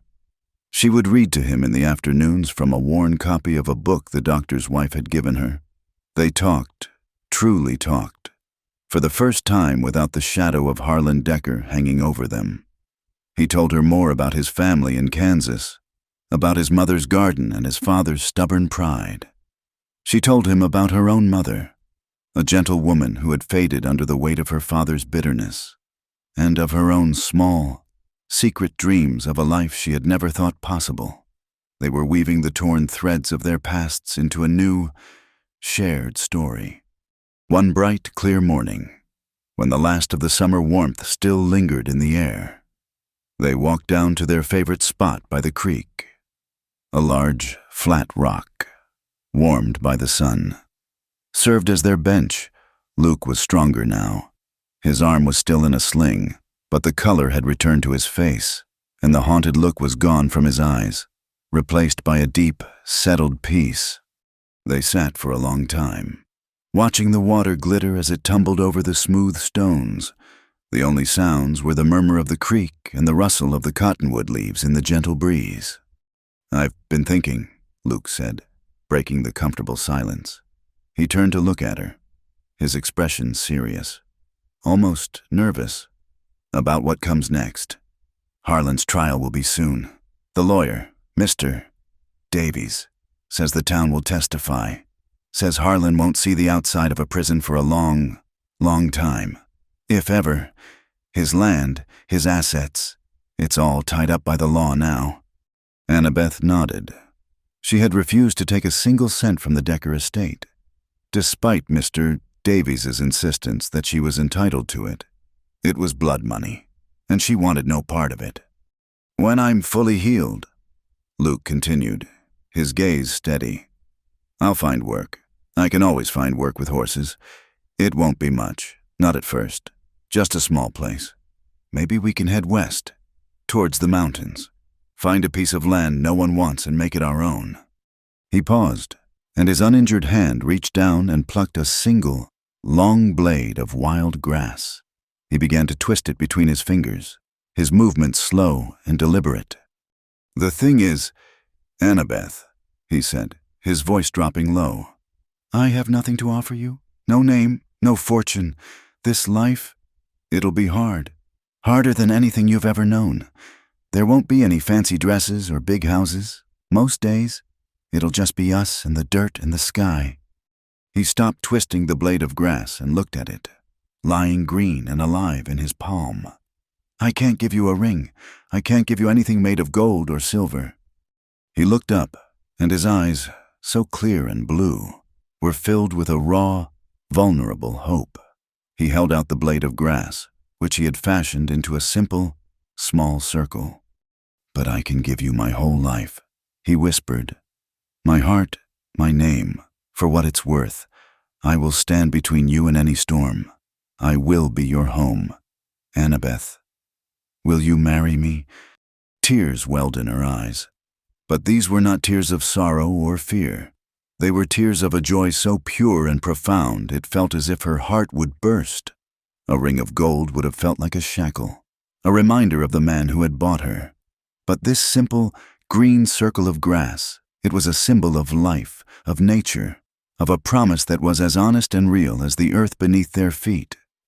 Yes, she breathed, her voice thick with emotion. Oh, Luke, yes. He smiled, a slow, brilliant smile that transformed his entire face. He gently slipped the fragile ring onto her finger. It was the most beautiful thing she had ever seen. Their wedding took place a week later, not in a crumbling chapel or a squalid shack, but in a sun-dappled clearing deep in the woods. Nature was their cathedral, the tall pines their steeples, the rustling leaves their choir. Their witnesses were the small family they had built in redemption. Dr. Adams and his kind wife, the sturdy blacksmith Jeb and his smiling wife, Sarah, and the thoughtful lawyer, Elias Davies, who presided over the simple ceremony. Annabeth wore a simple blue dress, a gift from Sarah Potts, and had woven wildflowers into her hair as she stood before Luke, with the scent of pine and damp earth all around them. She contrasted this moment with her first wedding. That had been a transaction of property, performed in silence and fear. This was a union of souls, celebrated with the quiet, heartfelt joy of true friends. They didn't exchange rings of gold, but promises, spoken in low, clear voices. He promised to be her shield and her partner. She promised to be his comfort and his home. When Mr. Davies pronounced them husband and wife, Luke, his arm now free from its sling, drew her in for a kiss. It was a kiss of deep, abiding love, a seal on a promise made by a creek, and a vow to build a new life from the ashes of the old. The day after their wedding, Annabeth sat at the small wooden table in their cabin and wrote a letter. She addressed it to Jebediah, her father. Her hand was steady, her heart calm. The letter was short, not filled with anger or recrimination, but with a simple, final declaration. Father, she wrote, I am writing to inform you that I have taken a new husband. His name is Luke Callahan. He is a good and honest man, and I love him. I do not know if news of Harlan Decker has reached you, but his life, and my life with him, is over. The contract you signed is null and void. I am not writing to ask for your blessing, for I no longer require it. I am not writing to ask for your forgiveness, for I have done nothing wrong. I am writing to tell you that the daughter you sold for 5 head of cattle no longer exists. I am not your property to trade. I am my own person. I am Annabeth Callahan. I wish you no ill will. But I am closing this chapter of my life. Do not seek me out. From this day forward, I am no longer your daughter, but I am my own woman."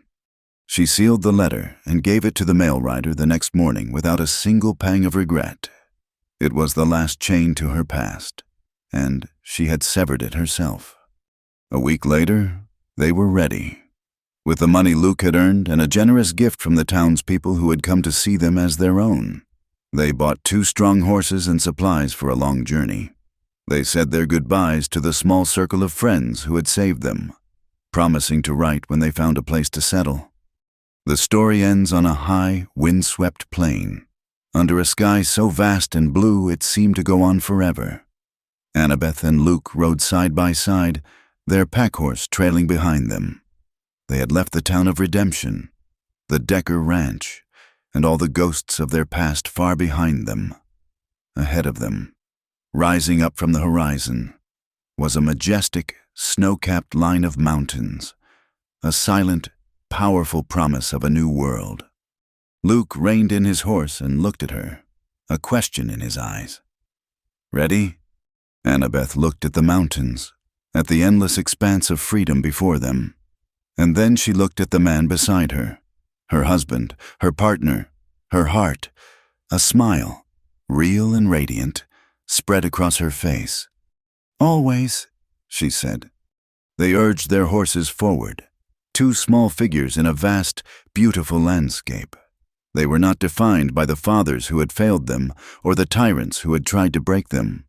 They were defined only by the open trail ahead and the love they shared between them.